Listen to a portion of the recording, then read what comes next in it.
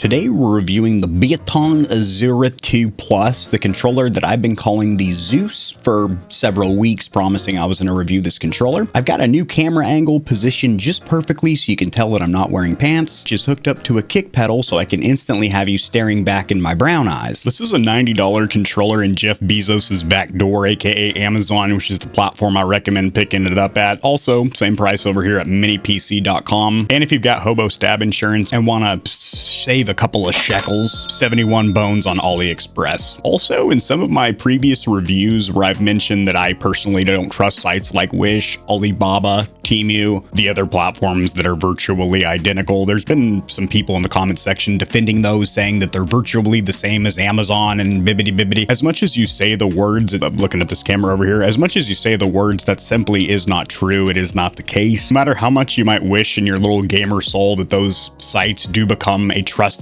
verified source for electronic gadgets and gizmos such as controllers, the proven history, the track record of all of those platforms speaks louder, speaks volumes compared to a couple of use case scenarios where somebody's ordered a controller and gotten it within 5 weeks and saved 20 bucks and wants to let everyone know in the comment section, hey, this is the place to buy controllers. Hey, it's not.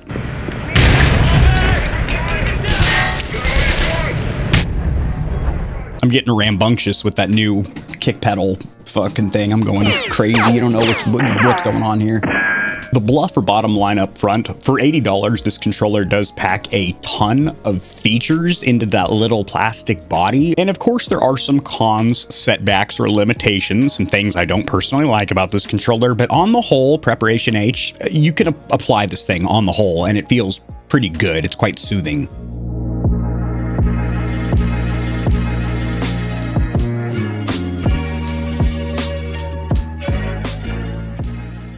A quick disclaimer for my audience, the Stallions and Stallionettes, this controller was sent for review like 5-6 months ago, ages ago, and I'm finally getting around to reviewing it, but this is going to be an honest, comprehensive review. I haven't been paid to say or not say anything about this controller, and the company does not get an early preview, so the thoughts in this video are 100% my own, and if there's any cons, shortcomings, or areas of improvement, you're going to hear about it, so these companies make better products over time.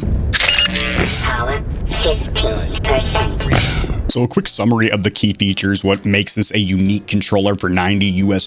And I do want to quickly point out that this does have Linux support. That's something I get asked about frequently. Most controllers or gamepads do have native platform support for Linux, and that includes the Xbox and PlayStation controllers, where they just simply work with a Linux computer. So that's why I don't really mention that in a lot of my reviews, because controllers usually just work with Linux. But they have mentioned it here as a platform, so I'm going to mention it as well. I am also going to mention that there's 3.8 stars out of 8 ratings. This controller does have Hall effect joysticks, which are virtually stick drift proof, and they're using their Beitong algorithms 4.0 ho. Yeah, I remember that girl. She was a hoe.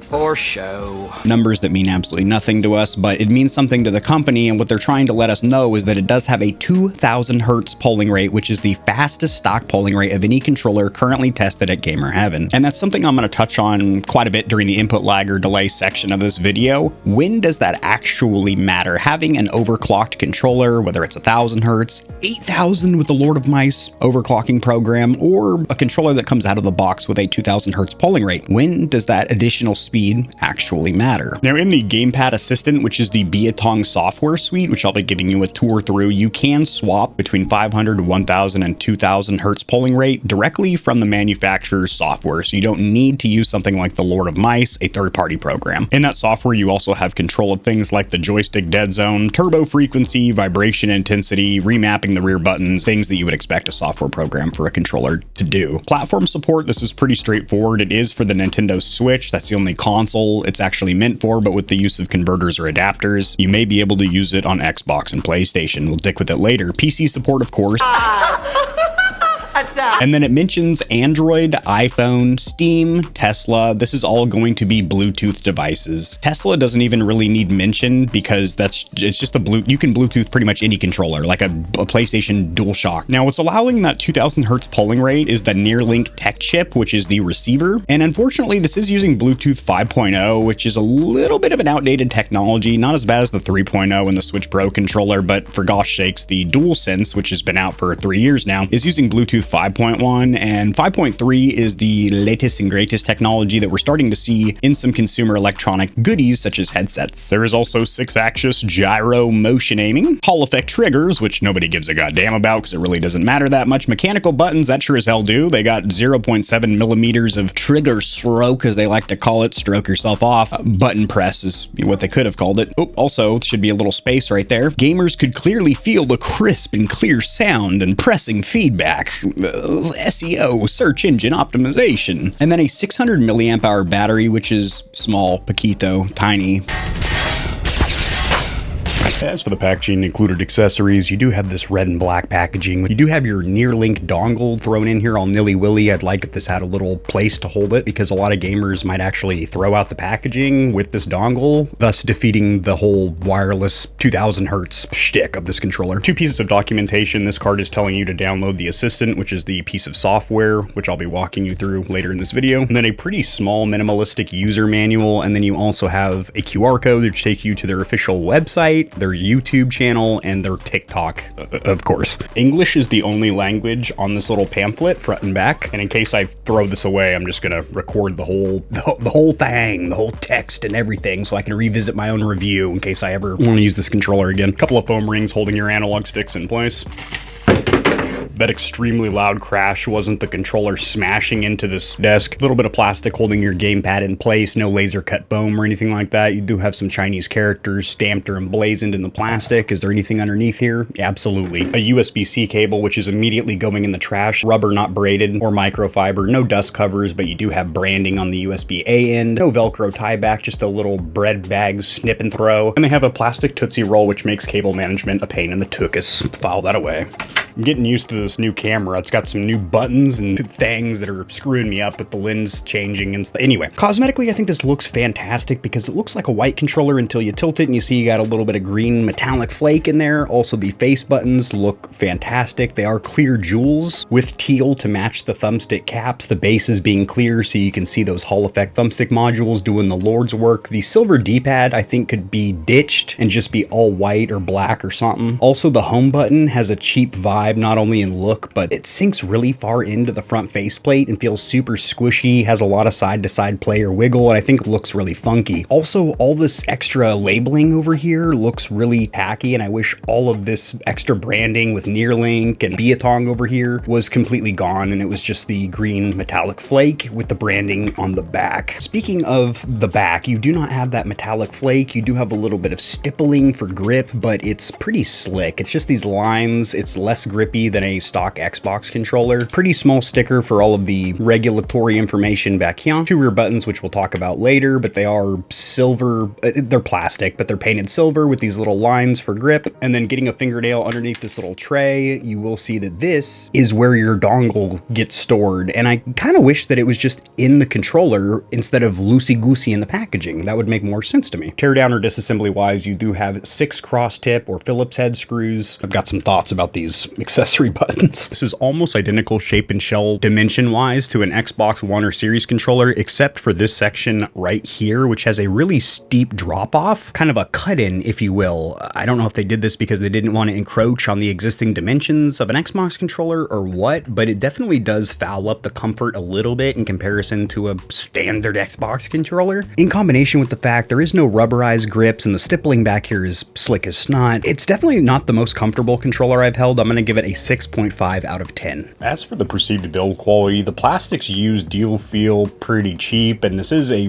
relatively cheap gamepad. It's definitely in that entry budget level segment, especially if you get it on one of the Chinese vendors where you can get it as cheap as 60 bones. But you've got mechanical face buttons, a membrane D-pad, and accessory buttons, not to mention the home button sinks super far into the front faceplate. No huge panel gap where the front faceplate and rear shell meet, but a lot of the plastics used don't feel great, and a lot of the buttons don't really, there's no button cohesion here. They don't all feel similar to each other. I'm going to give perceived build quality a 6.5 out of 10. The D-pad or direction buttons, we're not going to spend a whole hell of a lot of time here because Beitong didn't spend a whole heck of a lot of time here either, and it's also confusing because the face buttons are their mechanicals, which we'll talk about in a second, but the accessory buttons and D-pad are still membrane. It is acceptable in this price point. It is not when you get a $160 Pro controller and you expect every McClicky bit to giblet your McNiblet, and it simply doesn't. It's a squishy McMushy clearly I'm not feeling very gushy. Now you have this labeling on here, which isn't a plus and minus for chat game blend or any kind of labeling of an actual function. It's just for looks. And the plastics used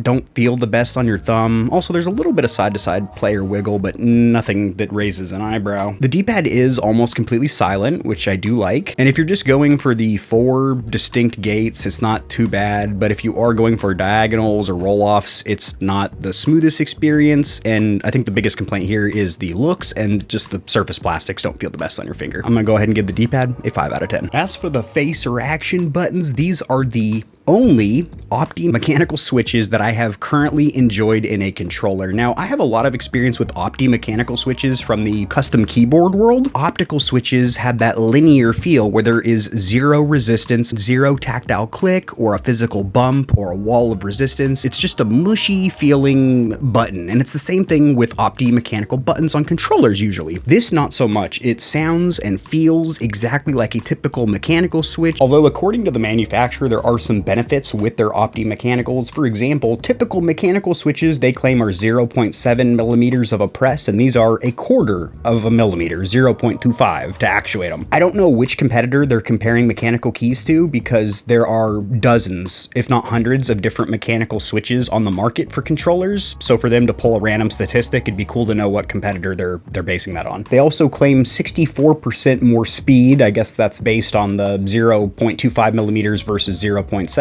And there is a tap life cycle, although I don't really like the way they worded it during the summary. They said they're 6 times more durable than typical switches, but then they do give them a tap life cycle of 80 million presses, which seems really fucking high, because usually typical mechanical switches have a tap life cycle of 3, 5, 10, or 20 million clicks. So 80 million seems huge, but I can't really debunk or say that's some horseshit, considering these are a different type of switch. They are optical mechanical, meaning it is a beam of light being broken that registers them being actuated. So the landing page, that little placard talking about the buttons, was a little bit confusing to me, but actually using these suckers cosmetically, I think they look fantastic. They feel good. They feel like mechanical switches, but have the benefits of Optis. I got a little bit mixed up. I was actually thinking about the optical swappable face buttons from the Zeus 2 from Beitong, which I previously reviewed and said, indeed, I fucking hated the way they feel, just like optical switches usually. So everything that I said about how these feel applies. The only difference is this is a 0.7 millimeter press, not that 0.25, and these are typical mechanical switches, not the Optis. That's probably why I like them. They're regular, good old-fashioned mechanical switches like the good Lord intended.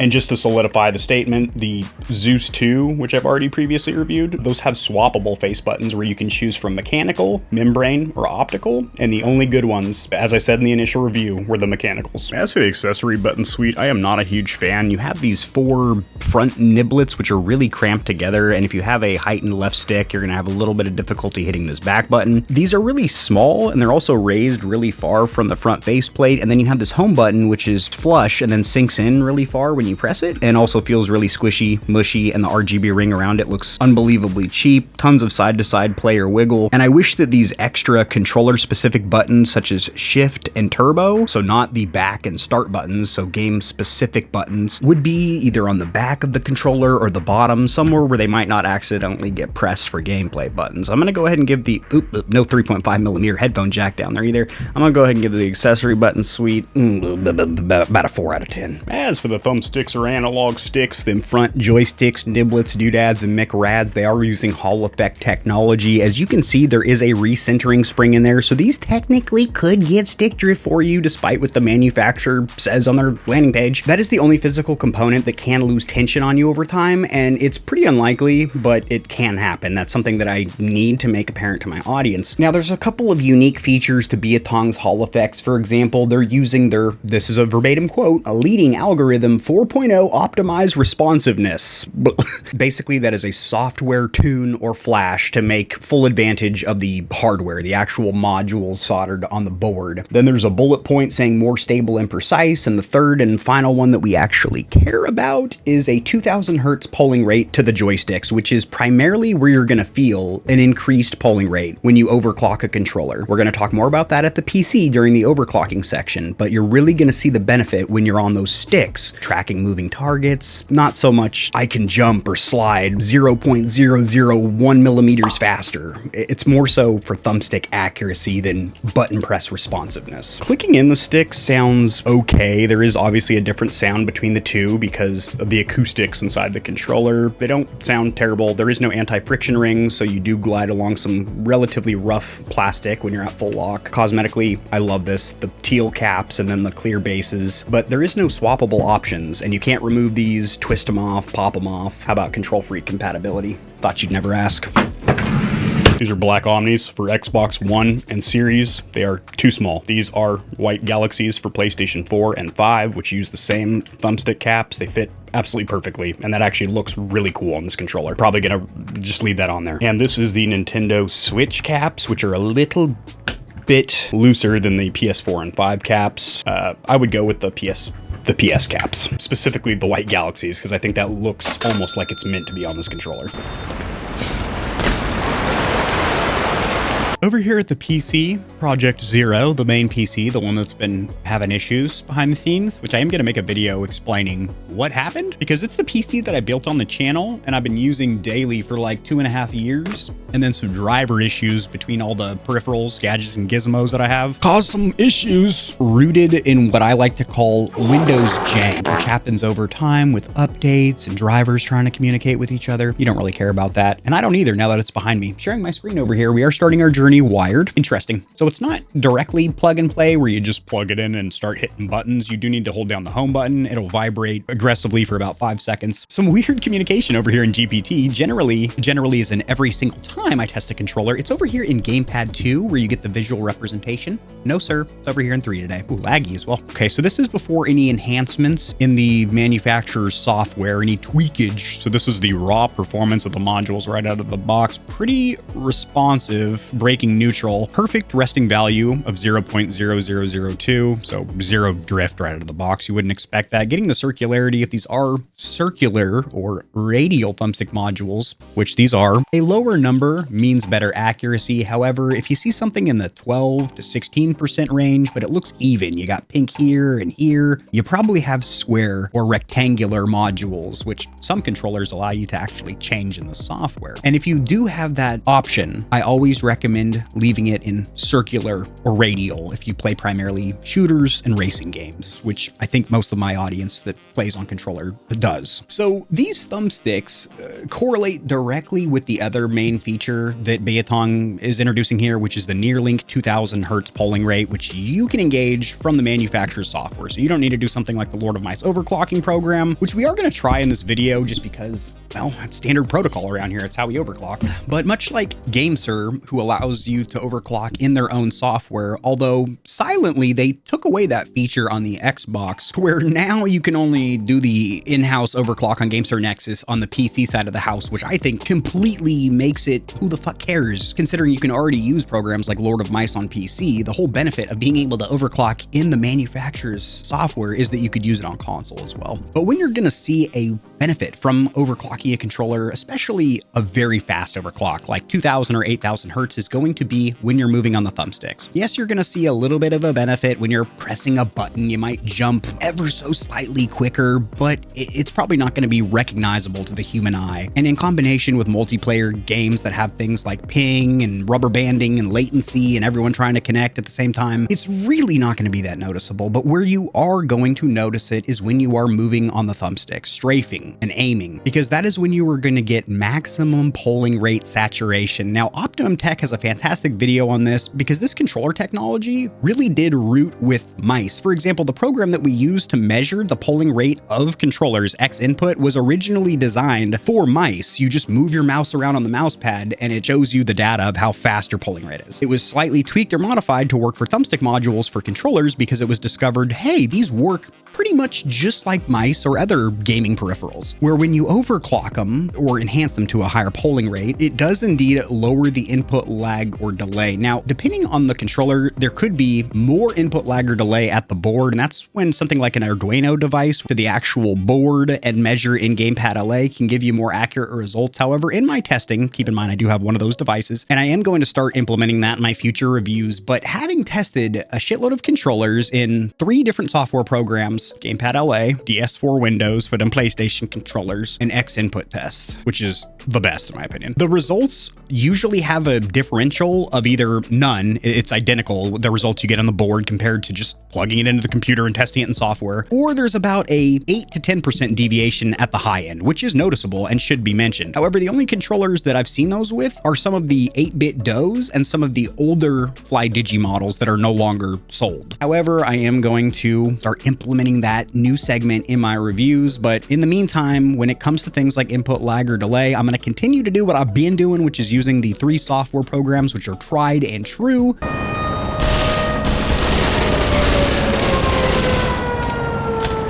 As for the triggers and bumpers, you're probably not going to be bumping people off, and you probably are going to be a little bit triggered. Now, the manufacturer does say on their landing page that these are Hall effect triggers, which are good for 2 things. One, search engine optimization, because it has the word Hall effect in there. But realistically, these do perform pretty good. I do have a couple of complaints, and that is at the bottom of the travel, it increases resistance noticeably to where it's pretty smooth. And then right about here, the last 25% of the squeeze requires a lot more resistance, and it gets really squishy or mushy at the end of the pull, which I find really weird and just does not feel good whatsoever. It almost makes it feel like it has less range of motion or travel, which would be really detrimental if you're using this for racing games. There is no physical trigger lock or stop system, which I'm also quite steamed about. And the plastics used up here don't really look or feel the best, but I definitely have had worse. The bumpers I actually do like quite a bit. Now, cosmetically, they look silly. They're sticking way further off the front faceplate than they should, and this cheap silver metallic ain't really doing it for anybody. But what's important here, they're dead silent. You can actuate them with the meat or tip of your finger, dead silent, and feel fantastic. So the triggers, I'm gonna go ahead and give them a 6 out of 10, and the bumpers a 9 out of 10. As far as the rear buttons, there is only 2, and they're not phenomenal in that regard, not just from a quantity standpoint, but from also quality. They're not in the most ergonomic position, as where I pretty much miss them. Like right now, I'm not able to press them at all. I'm just pressing the rear shell, and I actually need to hike up my fingers into this crease, which, since it has a little bit different shape than an Xbox controller, makes it a little bit difficult. They're also a little bit small, a little bit louder than I'd like, and the plastics don't feel fantastic. But one little perk or benefit is you can rebind on the fly. You don't need a software app for that, but these are pretty shitty. 2 buttons, 2 out of 10. That was easy. I just Googled Beitong Gamepad Assistant, and the first result is this. This is the official website right here. A little bit flashbanged. I need to manually engage my dark theme. Thank you. Thank you.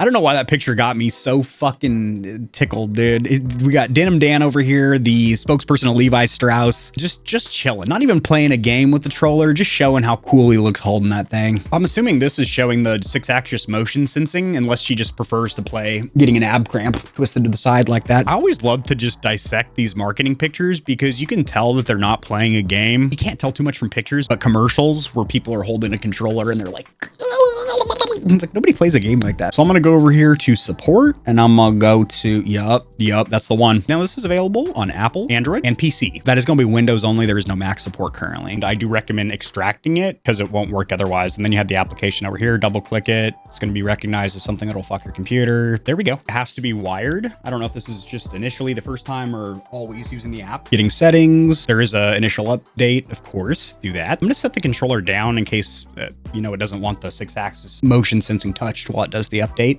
And while it does that, I'm going to take a tinkle. Jesus, it vibrates really loud. It startled the heck out of him. Whoa. Okay, a lot going on here visually with this dynamic graphic or backdrop, this animation. I'm not a huge fan of it, honestly. I think you should be able to turn it off. Also, some things that I'm not a tremendous fan of. You cannot pinch and resize. You cannot snap to the sides, so not great Windows optimization. You can't double click in full screen. This is what you're going to be looking at. Also, you cannot control the app from the controller other than doing this diagnostic test. Oh, that's cool. I like that the Thumbsticks are actually linear, analog. They show you your actual range of motion. But over here in basic settings, you are going to have to control all this with the keyboard and mouse. Now, the polling rate by default is smashed all the way to the right, overclocking mode. Technically, 1000 is still an overclock usually, but 2000 is engaged by default. And anytime you make any settings, make sure you hit apply to controller. Hitting the cog icon, it will show you the build for the controller and the application, although it doesn't give you an option to update. I'm assuming that's because I'm already at the most updated. The model of the the controller will be at the top. And the cool thing is, a cool thing is that you do have separate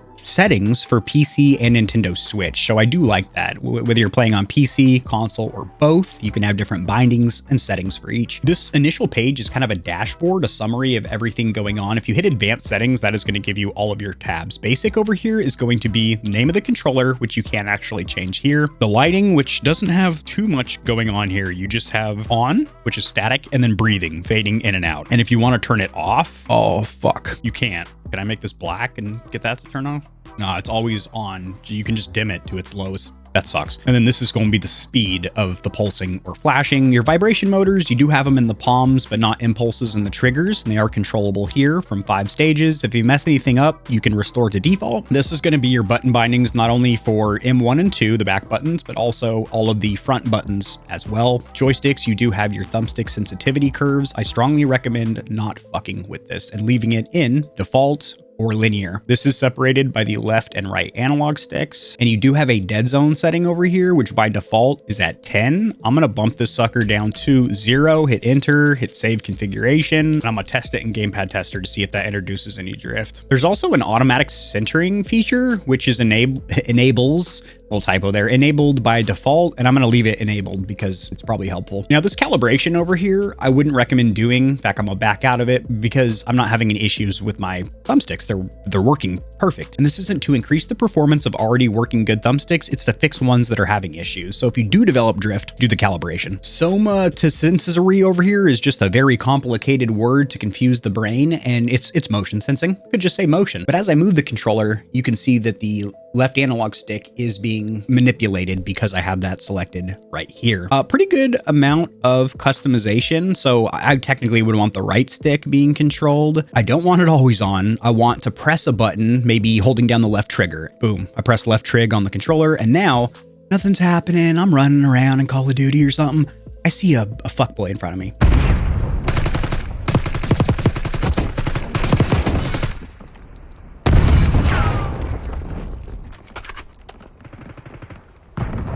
Hold down the left trigger, I can now just gently move my wrist and feather over his face. You can also reverse this, flip the Y-axis. I'm gonna restore to default. And then function over here, you do have some power saving settings by default. This is at 10 minutes.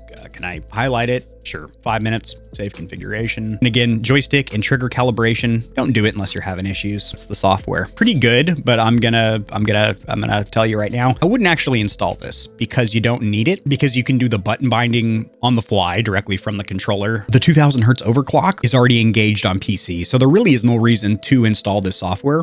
Actually, that's not true. You should probably do the initial update and then uninstall it. Getting our first input lag or delay test in Gamepad LA. Press 1, enter, 1 and enter. We are going to run a 2000 sample test, which is the bare minimum, but that's fine. That'll give us plenty of data. And we are, Jesus Christ, right out of the box without having to do anything to the controller at a 1000 hertz polling rate. Also freakishly stable. It would have been at 100, but I did slow down a little bit in my thumping and pumping. Very consistent. Minimum and maximum really close to each other, and jitter low as shit as well. Let's run X input test to make sure everything agrees with each other. 1000 sample test. Again, the lowest possible amount of samples will be plenty for us to see what this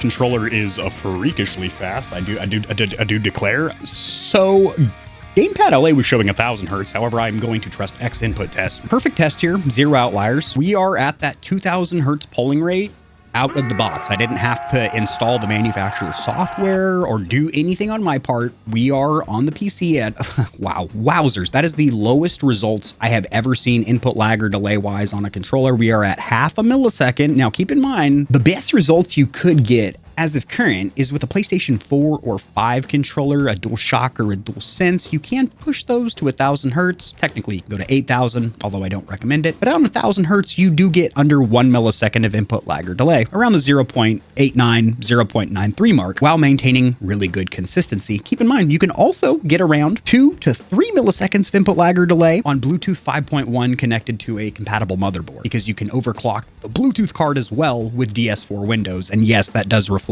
So this blows them PlayStation controllers out of the water. I just wish the controller itself was a little better, because it is an $80 controller that is limited to 2 rear buttons, doesn't have trigger locks or stops, and is missing a lot of things like swappable thumbstick caps, a better battery with more life. So it's cool that this has this insane polling rate, but the controller itself has a lot of other setbacks. It's like we never left, because I rolled from one scene into another, plugged in with the Neuralink dongle, and we're gonna see if this thing is still freakishly fast or not. Shut the front door. Out of bounds. Out of bounds. I've been watching a bunch of diners, drive-ins, and dives here recently. That show is so fucking good. I'm out of breath, but this controller is not, and it can do it all day. Two things I want to touch on. One, this is wireless with a dongle. Two, I didn't need to do anything on my part. Zero outliers. This cannot get any more consistent. Minimum and maximum, they are so fucking close to each other, and the jitter is so low, I can't even see it. We are at a 2000 hertz polling rate for a half a millisecond of input lag or delay. Stock, wired or wireless. Adapter and converter support on the Xbox side of the house, plugging into the Brook XB2. Keep in mind, I have an XB3 I haven't even used yet, but the whole purpose of that is when the XB2 gets blocked from Microsoft. But the XB2 works flawlessly. Now you can connect either via Bluetooth or plug in the Neuralink dongle to the back of it, and it just works plug and play. Now, I'm sure you're not getting 2000 or even 1000 hertz on the console. It's probably more like 500 or 250, but you will get a faster and more consistent connection by simply plugging that dongle into the back of that stick of gum looking ass adapter, which of course are linked in the description below. What the fuck? Why'd you zoom in on me like that? There it is. On the PlayStation side of the house with the Brook Accessories XE2, you can play PS4 games and navigate the console, but you're going to have to get a more expensive and nefarious adapter if you want to play PS5 games with this controller. Now, in the Lord of Mice overclocking software, I was unable to get past that 2000 hertz overclock from the manufacturer, which is probably because Beitong has limited it or capped it to 2000 hertz, which is already so freaking fast as it is. It's the fastest controller that I've tested, stock or overclocked. So that's awesome that it comes out of the box like that. And if that's all you're looking for is a fast controller, boom, this is the fastest one that you can currently buy out of the box. However, you're probably looking for a little bit more than that, and there are some cons or limitations of this controller. There's only 2 rear buttons. There is no physical trigger lock system. There is no swappable thumbstick caps. Battery life's shitty. The D-pad is mushy while the face buttons are clicky, and the accessory button suite is cramped and close together. Ergonomically, it's not uncomfortable, but it certainly is not the most comfortable controller. Having said that, it's super fast. It has KontrolFreek compatibility, so if you want to pop a little cap on the right stick, this would make a hell of a PC controller. It really would. Now, the Thumbstick still can get stick drift because they do have a typical recentering spring on you, but it is very unlikely. It has a 2000 hertz polling rate for half a millisecond of input lag or delay, both wired and wireless. Now, keep in mind, that's only going to be on PC, because when you're using this on Switch, you're not using the dongle, plugging that into the dock. And even if you did that method, the Switch is not going to allow you to connect to 2000 hertz. Having said that, for PC, good controller, not great controller. The polling rate, great, but a lot of the other features, a little bit subpar. The other controller I've tested from Beitong was $130, so more expensive than this, and I liked quite a bit less. So if you are looking for a Beitong specific controller, this is the best one I've tested thus far, and it is linked in the description below. Drop in the comments section below what you think of this thing, and I will see you Stallions and Stallionettes tomorrow. Peace. If you enjoyed the video, liking it helps to get seen by more gamers, so this information will reach and assist them as well. Much like the back of the TV, I've got plugs for all of my socials down there in the description below. And your wallet will greatly thank you if you check the description, because there are exclusive discounts on a ton of products, including controllers, KontrolFreeks, keyboards, mouse pads, clothes, and energy drinks. And keep in mind that you, the viewer, keep this channel running. The more Stallions and Stallionettes trotting around the stable, the better, so mollywop that subscribe button like it owes you money, and we'll have the same amount of fun tomorrow.